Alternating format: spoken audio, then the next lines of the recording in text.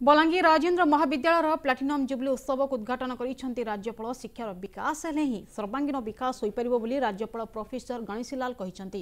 उत्सव में केन्द्रमंत्री धर्मेन्द्र प्रधान राज्य उच्च शिक्षा मंत्री अरुण साहू जोग देते। कार्यक्रम में उपराष्ट्रपति एम वेंकैया नायडू जोग देवार थिला तेज खराब पाग जो से आसी नथिले।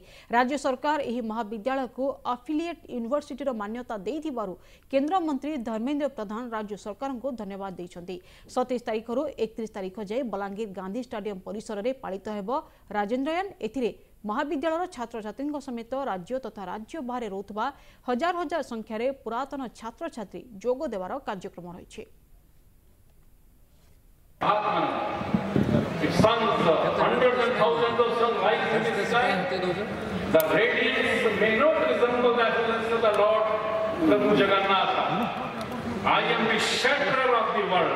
Hikon है हॉट पाई दायित्व नबा जदि राजेंद्र कॉलेज बलांगीर रा दायित्व नबा नहीं जदि पश्चिम ओडिशा दायित्व नबा नहीं केबीके रा दायित्व नबा नहीं एस्पिरेशनल जिला को एक नंबर जिला रा दायित्व नबा नहीं बंधुगण क्षमा चाहिए आपन पाखरे को दिल्ली ना को भुवनेश्वर ए जिला रा दायित्व तो जे यूनिवर्सिटी को नबा पाई पड़िबो।